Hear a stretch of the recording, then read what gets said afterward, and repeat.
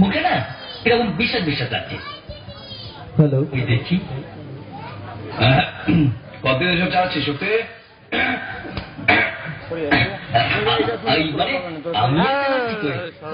আমি কৃষ্ণাকে বলছিলাম আমার বউ পেকেছে কিনা। ও আচ্ছা, তাই কৃষ্ণ একটু কাছে এসে একটু ওই একটু কৃষ্ণা আর কি একটু তোমার এই পাকা গোপ ঠোঁট দিয়ে তোলার চেষ্টা করছি। না না না না, তাহলে কাজ করি না, আমার কাছে একটা ভালো সন্ধ্যা আছে, এনে দেবো। হিসাবে স্পটান করে পাকা গোপটা তুলে দেবে না। এত নার্ভাস হওয়ার কিছু নেই, আমি মিশমিশকে বলে সব ব্যবস্থা করে দিচ্ছি। আরে এত লজ্জা পাস না, বল না এই বাজারটাকে তোর পছন্দ? এই বল, তোরা সুখী হ। সেই কবে সেটাকে হারিয়ে আমি তোকে পেয়েছি।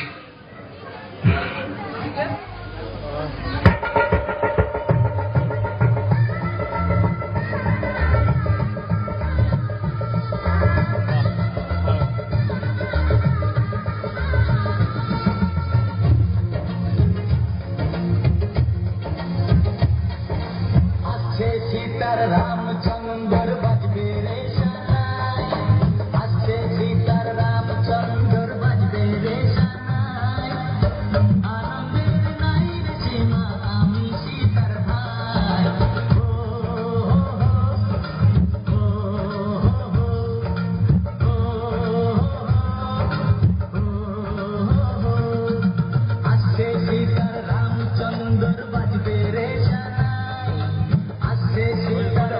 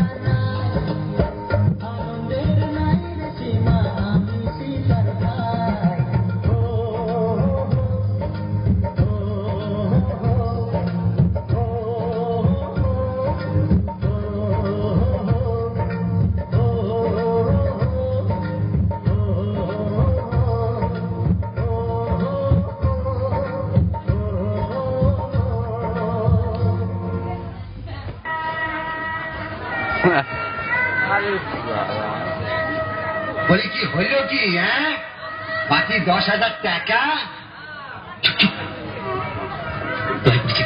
করবেন না, সুচিতা সর্বস্ব বেঁচে দিয়েছে, এমনকি বাড়িটাও। কিছুদিন সময় দিন, ও বাকি টাকা আপনাকে দিয়ে দেবে। তুলবে টাকা দিয়ে দেবে? কথা ছিল আগে দেবা, পরে নাটক করিয়ে বললে ডাকাত নাকি লুটে নিয়ে গিয়েছে। এখন আবার শালো ভাওতাবাজি। টাকা না পেলি আমার রামচন্দ্র বিয়ের পিড়িতে বসবে। ও কথা বলবেন না, বড় কষ্ট করে আমি বোনটার বিয়ে দিচ্ছি। বিয়ে না হলে আমার বোনটা লগ্ন প্রস্তাব হয়ে যাবে। আর দয়া করে একটা গরিব মেয়েকে বাঁচান। আমি আপনাকে কথা দিচ্ছি, 6 মাসের মধ্যে, বিয়ের 6 মাসের মধ্যে আমি আপনার সব টাকা দিয়ে দেবো। দেবে কি কইরে? বলে দেবে কি কইরে? এই তো একটু আগে শুনলু যে কাল থেকে তুমি নিরাশ্রম, মানে ভিখিরি। তা একটা ভিখিরি 6 মাসের মধ্যে এত টাকা জোগাড় করতে পারে বলে তো আমি কোষ্ঠের কালেও শুনি। রাম, ওঠ ওঠ ওঠ, অনেক হয়েছে। ভিখিরির বড় লোকের সম্বন্ধী হবার স্বাদ দেখেছি। এটাও সেই দ্বারকাঠের ময়ূর হবার বাসনা। আমি আপনার পায়ে পড়ছি, আমার বোনে এত বড় সর্বনাশ আপনি করবেন না। পাঠার পাঠার পাঠা, এসব নাটক আমি অনেক দেখেছি।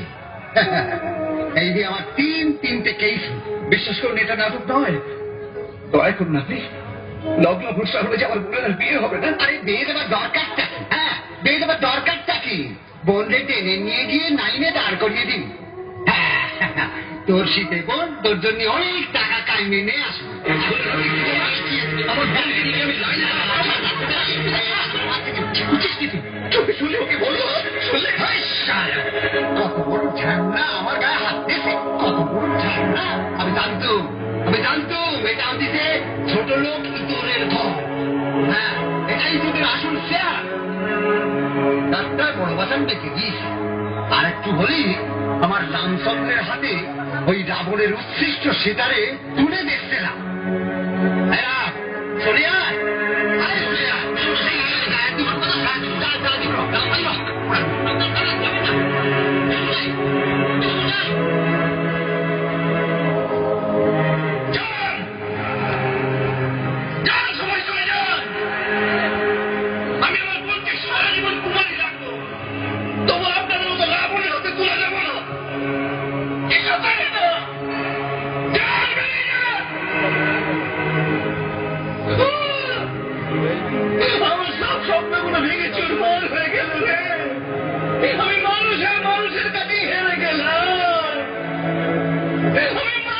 মানুষের কাছে হেরে গেলাম।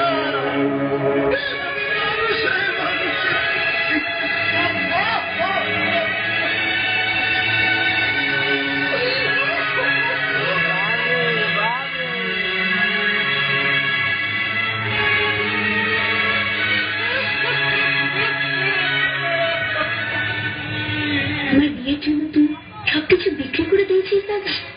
আমাদের বাড়ি, ঘর, উঠোন, তুলসীতলা কিচ্ছু নেই। না রে। কেন কেন করতে গেলি দাদা? আমাদের মাথা গোজার জায়গাও রইল না। গরিব মেয়েদের বিয়ের স্বপ্ন দেখতে নেই, জানিস না? তুই তোকে সুখে দেখবো বলে আমি সবকিছু বেঁচে দিলাম। দাদা, তুই নিজেরটা কখনো ভাবলি না? কে বললে? কেবল আমি ভাবিনি, আমি ভেবেছি তো রে। কালকে আমি আর তুই শক্তির বাড়ি চলে যাবো। আমাকে তুই কতদিন সময় দে, আমি সব সামলে দেবো। তারপর তোকে না বড় বাড়িতে ধুমধাম করে বিয়ে দেবো। সবাইকে তাক লাগিয়ে দেবো রে, তাক লাগিয়ে দেবো। দাদা, তুই কিচ্ছু চিন্তা করিস না রে, সব ঠিক হয়ে যাবে, সব।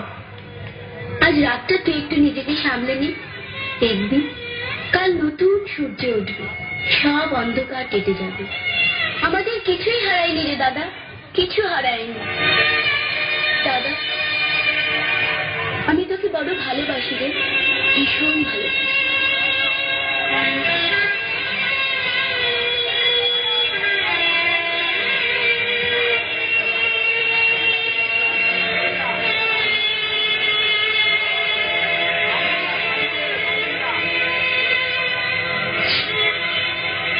আমি তোকে ভীষণ ভালোবাসি বোন।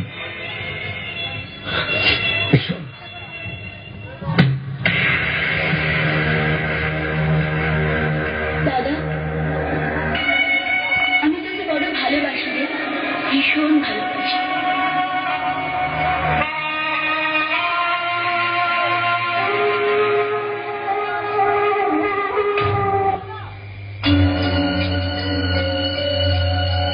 সুখ যদি এসেছিলে কেন চলে গেলে, কোন জনমের তুমি প্রতিশোধ নিলে।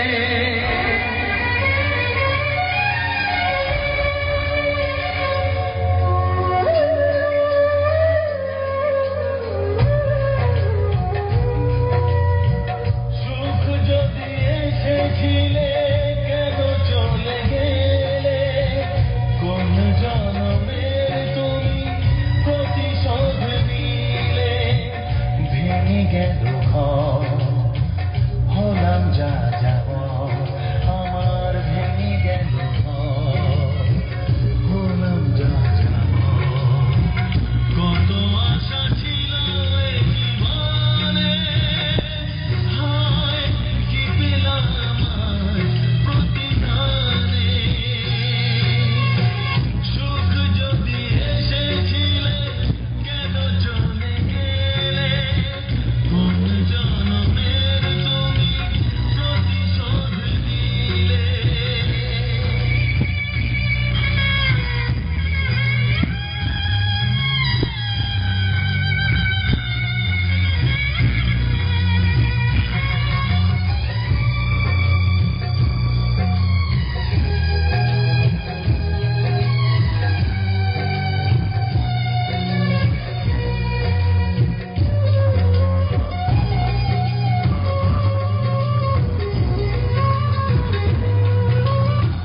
তোমার এই স্মৃতি